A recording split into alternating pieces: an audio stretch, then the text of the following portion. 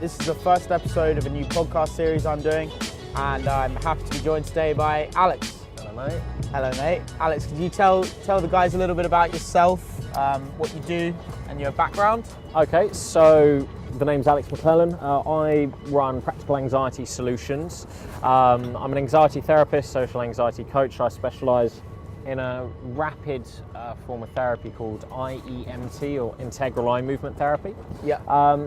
And essentially I just work with people to work on negative memories, remove trauma, negative beliefs, and really just help them get on their way and remove a lot of the resistance and a lot of the shit, and then also give them a lot of coaching and a guide for how to go forwards. Awesome. Yeah. So how did you get into this? Because it seems like quite a niche area. Like, how did you find yourself interested in this? And so I've worked in and around, obviously, this industry, but in the sort of, I used to sort of do coaching for social skills and dating and that sort of thing. Did that for about 8 years in total. So I started back in 2010. Haven't done that for a number of years. I sort of wanted to make a little bit of a shift, so I trained in this type of therapy. I do IEMT about 3 years ago, and I've been doing. I've been sort of focusing more on the social anxiety side, the therapy about social anxiety, and coaching around social anxiety since then. Cool. I guess it's not the kind of thing that everybody hears about in day-to-day life. How does a guy that feels like, you know, he could really benefit from the therapy that you do, how does he find you, and you know, what does he have to be looking for to come across IEMT? Well, IEMT itself is really not. It isn't very well known. Let's be said. I think most people, when they're searching for help with at least the kind of issues I deal with, social anxiety, they're probably looking at hypnotherapy or occasionally CBT, of which I do a smattering of stuff like it. That's cognitive behavioural therapy. That's cognitive behavioural therapy, for those who don't know, sorry. But they'll be looking, I suppose, mainly in the hypnotherapy route, and also finding, coaches like you, for social skills and dating skills. And that's probably the direction they'll go in. To find somebody like me, usually I'll either be referred on, they will have heard about IEMT from either a practitioner. There are a few talks going on around London now which are about IEMT that they may have heard of it through, or they may just I suppose have lucked out on seeing a video I've done on Facebook or something like that. If they're very lucky. If they are very lucky, or have 20 minutes to spare and watch me rant about something. But you're right, it is very niche, and it's not very well known yet, which is a shame because of how effective it is, but it's getting better known, and I think a lot more people who perhaps are finding it difficult to work with somebody's particular issue, or they're worried about it taking too long, they're being referred on, and IEMT has now got itself quite known amongst sort of alternative practitioners, which is good. Yeah, well, I think, I've done a little bit of research into you and what you do, but IEMT seems to be like a practical solution to a lot of post-traumatic stress disorders as well in adults. Yeah. So without giving too much away, could you just tell us a little bit about, like, practically what goes on in a session that you have with a client? So, I mean, it's interesting to mention PTSD, because that is how IEMT started. It was developed evidence-based for dealing with post-traumatic stress disorder. Because IEMT works on memories. The idea being is that if you've got a negative belief, or you've got a way of behaving that you're not happy with, or you've had a really traumatic incident, the thing all these things have in common is they're formed of an experience, and obviously a memory, or a series of memories when it comes to belief systems. Any way that you behave, you've learned to behave in that way. So when it's a maladaptive belief, or it's a belief that isn't working for someone, so it's it's a guy who really wants to meet a girl, but he's terrified every time he sees a girl he's attracted to, and he wants to go up and say hello. Or it's somebody who's terrified of speaking in public, or whatever it is. They've learned to be that way. So what we do in a session is we start with that situation and the problem, and we do a brief bit of exploration for, okay, well, how did they learn to be that way? What are the key moments that made them be that way? What makes up this story they're telling themselves? And then we work on it, and it's about reducing the emotional significance or the intensity or ease of access to those specific memories. Okay. Because when you reduce the emotional significance of them, when you take away the meaning of them, so I'm nervous, I'm nervous because I see a girl I like, and part of that story may be, the first girl I ever saw and went up to and said hello, she rejected me, and that means I'm unattractive to women or whatever. When you take away that meaning, that belief system doesn't really have anything to stand on, which means it sort of just falls away. So there's less resistance for people, so they don't really have that problem anymore. So you think it's sort of like a butterfly effect, where you have one negative experience, which is in a sense programming you to then expect that similar negative experience again and again? Is it sort of a cumulative habit? Well, human beings are creatures of habit, and I'd say it's probably widely known by now that most of us live our lives pretty much on autopilot. Yeah. And we're always creatures of routine, and we do the same thing after the same thing after the same thing. So, if you can sort of cut out what starts that habit, then it follows on down the line. But of course, it's not necessarily just this one experience means I'm this way forever. Yeah. With PTSD and really bad traumatic incidents, then that can be the case. And it's this one defining incident that means something for them, and you'll work on that, and usually the issue is resolved. But when it's something like, okay, I can't speak to any girls because I'm terrified because they'll reject me or whatever it is. Most of the time that's not just from one incident. That's because there's been 3 or 4 or 5 key moments where somebody has learned to feel this way. Mm-hmm. And if you can address those, then the problem itself goes. But I mean, each one you address, that problem gets a little bit less and a little bit less and easier to deal with. But really it's about finding what the key moments that make that up are. Sure. But no, it's not just, it happened to somebody once and then they believe this for the rest of their lives. It comes about from a few different incidents that all then tell that person that story. Awesome. Yeah. So, in terms of the actual eye movement itself, where does eye movement come in, and what sort of eye movement is this, and what's it doing? So, IEMT, because I haven't really explained it yet, as the name says, there's eye movement in it. Yeah. Integral eye movement therapy. So when we were... Honestly, it's an evidence-based treatment, which means there's no real theoretical knowledge that started it happening. Instead, people sort of did the technique, found out it worked, and carried on doing it and refining it. The best explanation for what's going on is the act of holding a memory, holding an instance, and thinking about it and focusing on it, whilst moving your eyes in a very particular pattern. And that pattern is usually quite individual to the person, and the practitioner will sort of start with a general guide for how they're going to move someone's eyes, and then sort of calibrate from that depending on the person. Okay. But it's the act of holding that moment and that memory, followed by the eye movements. I think everyone on the podcast is going to see a load of students behind us as we're as we're filming this. This is London. This is London. This is what happens. For everyone listening on a podcast, they're going to be going, "Why have they just started talking about students?" What's walked into a primary education school. Where are these guys? No, so it's the act of holding a memory and holding a moment whilst having your eyes moved in a particular speed, in a particular direction. Yeah. It mimics what happens during REM sleep, or REM sleep. Because during REM sleep, you've got all of the sort of memories of that day, as it were, to be laid down and converted into long-term memory, and it's essentially sort of undoing that process. So it's mimicking that process, so you're able to change the significance, change the emotional markers and the emotional impact of that memory. Sure. Yeah. Okay. So if you were if someone said, I'm pretty, we've got the construction. Now I've got the builders happening in here. So if you were gonna, I guess, give some advice to a guy said, okay, well, I've listened to the podcast, I've seen the video, sounds fascinating, where do I start? What sort of resources, literature, or what would you advise to anybody who wants to go a little bit deeper into it and get an understanding of how they can use it for themselves? Well, in terms of how you can use it for yourself, the thing to do is obviously see a practitioner, see a therapist. Alex's details listed below. My details will be listed below.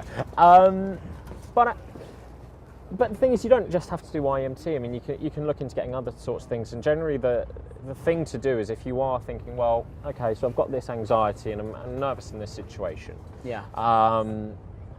There's 2 things that you can be doing. One, you can get some therapy to help clear the blockage. But the second thing, obviously, is get coaching with it.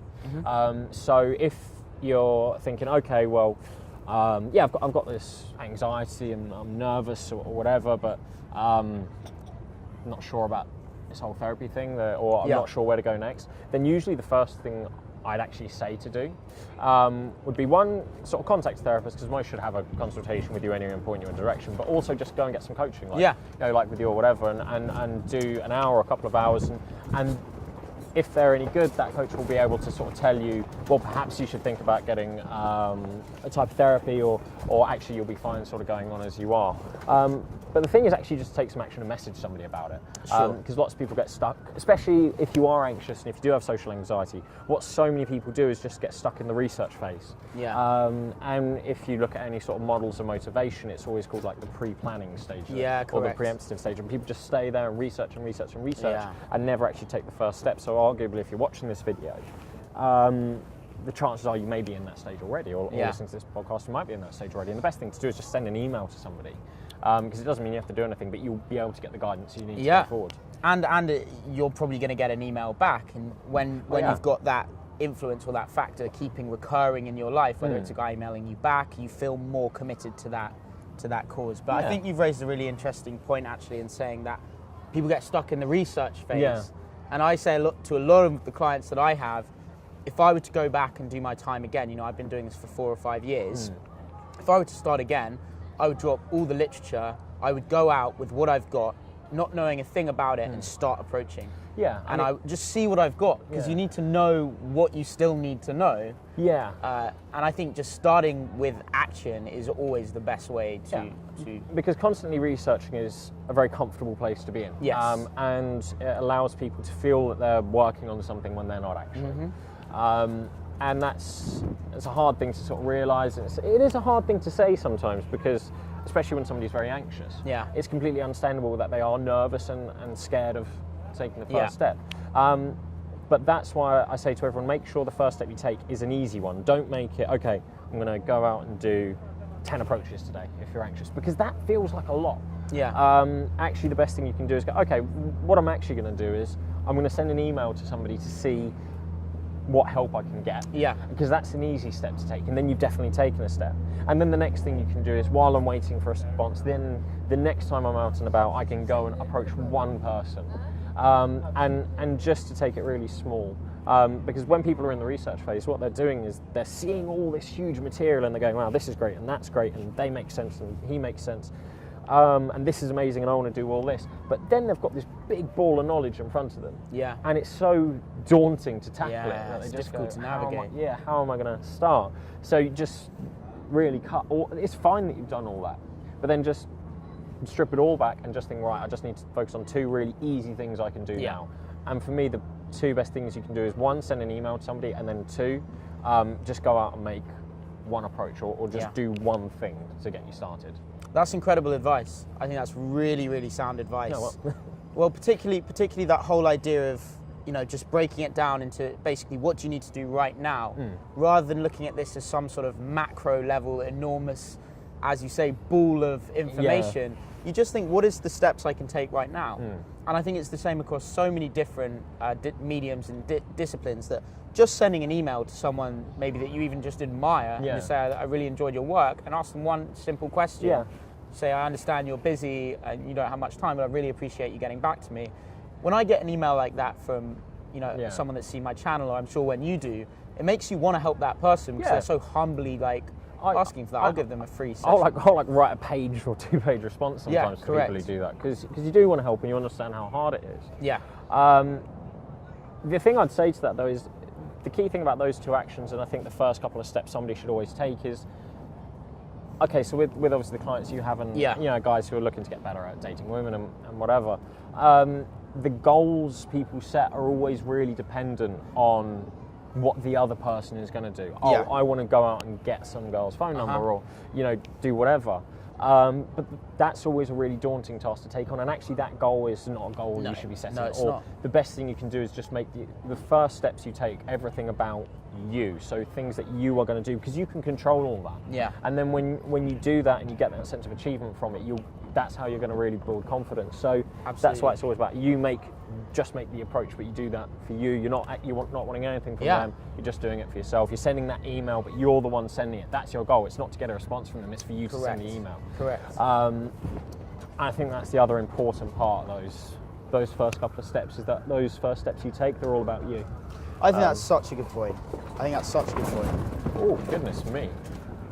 For anyone listening to this, it has gone very windy. We're in the midst of a hurricane. We are in the midst of a hurricane. It was so lovely and sunny when we started recording this. Again, this is London. The River Thames behind us was blue, and that happens once every 10 years. It's turned to a murky green colour again. Murky colour. My long hair has been covering my face for half. Yeah, like a you bad look like actor you're in in The Lion King. 1990s Calvin Klein at Look like I know. Just walked out of Boyzone. Yeah. Okay, so I guess the way I see, because I wanted to get you on the podcast for selfish reasons, partly just because I'm fascinated in what you do, and also because I think there's great opportunities for us to collaborate in the sense that you're essentially making my job easier. I get a guy that's very nervous, and you can essentially reduce those social blockages and that anxiety to make my job easier, and also obviously it's going to benefit him massively as well. I mean, that is the point of what I do, is I don't try and make people feel...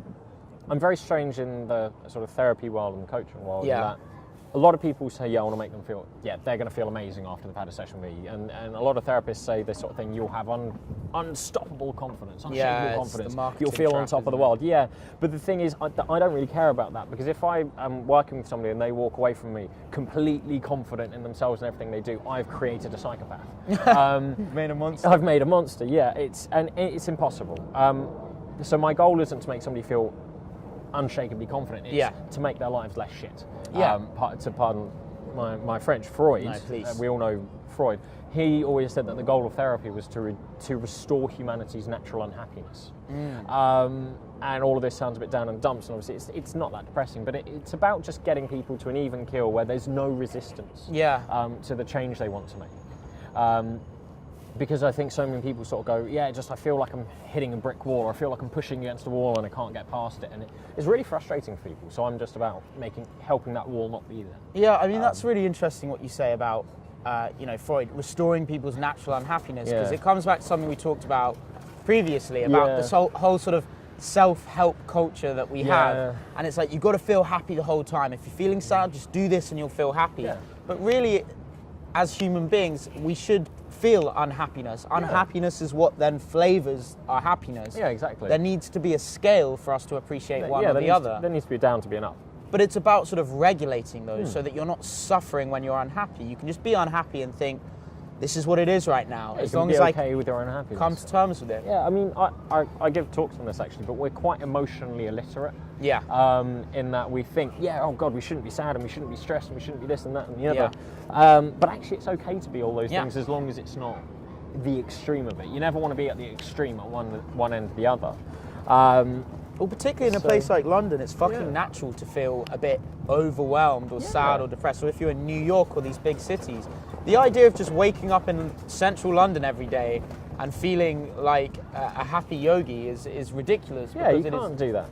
Busy, it's a hard place to live. You don't want to be waking up stressed. You don't want to be waking up going, oh God, I can't stand another day at that office and I've got to get on the I mean, it's all about having that balance, genuinely. Yeah. And when you're dissatisfied and unhappy or stressed or whatever it is, great video, then you're okay with it and you can handle it. And you're not feeling guilty about being stressed or unhappy or whatever it is, but you can engage with it and you can emotionally move past it, and you're mature enough to move past it. So, I think the self-help industry has a lot to answer for in terms of this whole, you deserve to be happy and you have a right, and everyone should be happy all the time. Well, no, of course, none of that's it's true. Also just biologically ridiculous, because there are factors that are outside of what you can control. You may wake up one morning and your hormones are unbalanced because you had a bad REM period in your sleep. And so there's all these chemical and hormonal factors that are also relevant. And this whole self-help, who are, by the way, the kings of that sort of false marketing, be unshakable, be unbreakable. They just don't account for the science behind No. how the body functions and how it works. No, they don't. So are you on a tight? No, tight... it was just yeah, it was just an alarm going off. Okay, fine. cool. No, the self-help industry sort of has a lot to answer for, but it makes money off telling people that they're meant to be happy all the time, because we want to be. Yeah, we do. We actively seek happiness, but happiness is usually something you don't know you've had until you're sort of out of it. Yeah. We're good at experiencing pleasure, but we usually remember happiness. I quite like that as a sort of rule to live by, or a moment to a sort of general guide to follow. But yeah, so I suppose that's a piece of advice for everyone as well, is any time the self-help industry is telling you, 100% confidence all the time, ultra happiness, it's probably something you want to run away from. Yeah. Well, I think the other thing that causes it some problems is that there's this sort of snowball effect with marketing, where if some person says, I will make you unshakably confident, then their biggest competitor knows that even though that is basically bullshit, that they have to top that. Yeah. So I will make you steel strong, whatever they're going to use, and it turns into this snowball of slogans, and people just begin to distrust the whole thing because it's just mounting bullshit. But the thing is that actually, I'll bring it right back to that, really goes to target the people who really, I suppose, you and I want to reach out to, and those people who are afraid to send that first email. Those people who are afraid to go and make that first approach, that's who that really goes and targets the most, because when they're feeling a bit vulnerable or a bit down and a bit lost, that's just so desirable. Yeah. That it doesn't matter if some part of them is telling them, well, nobody can be like that. It's because they want that, and they're in the hole and they want to get out of it. Correct. So there's a cognitive dissonance there, isn't there, between... And you're just trying to get out of it. So again, if you're sort of feeling in that situation, again, the best thing you can do is send that email and go and make that first approach, or go and do that one thing. Yeah. Because that's actually the best steps you can take. Yeah. It's not buying a product to go and make you unshakably confident. Yeah, that's fantastic advice. Okay, so you are on a tight schedule, I'm aware. So if you were to give one really solid bit of advice, or just a couple of takeaways for everybody watching regarding IEMT, and also just what they can do today if they want to take that first bit of action and overcome some of their anxieties or fears, what would you tell the guys and girls watching? So the thing with IEMT is you do really want to do it with somebody who knows what they're doing. If it's something that you're interested in, and you know, okay, I want to be changing my beliefs, I want to be addressing some negative memories or some traumatic incidents I've had, the best thing you can do is just email someone. It can be me, and I can point you on to someone, or you can go on, you can just Google IEMT and email someone, you know, that you just find. Just send that email. And the one piece of advice for anyone taking away, you know, so whether they want dating advice or whether they sort of are looking for self-improvement tips in general, I'd just take away those two things I say, is send an email to somebody that you watch a lot, you interact with a lot, and you admire, and just send them an email asking, but just for yourself, just send an email asking a question for yourself, and just go and do one thing, and start very, very small, and then make it regular. And if you can do that, then you are taking that, you're making the most of that first step. Awesome. And you're taking action which is sustainable and will lead you to the success you want in the long term. Yeah. I love how objective these conversations are. It's actually brilliant. There's so much sort of wishy-washy, like, subjective stuff. I love just solid advice like that. It's sorely missing, I think. So for the guys out there that want to find you, how are they going to find you? Two good ways. Email me, Alex at practicalanxietysolutions.com, or find me on Facebook, which is just Practical Anxiety Solutions. Send me an email. I always respond, usually within 24 hours. Yeah, cool. And yeah, don't be afraid. Send the email. Awesome. That's the acid test then. Whoever's actually watched this, we're expecting a couple of emails. Both addresses are gonna both addresses are listed below. And any of the guys that come to me for coaching, if you would like some help with Alex, then get in touch with him. I'm sure a lot of you guys are, you know, I would actually push you towards Alex if we work together in a lot of cases. So vice versa, of course. Yeah, man. So it's been a pleasure to have you on today for the first podcast. Thank you very much. Thank you. Cheers, Alex.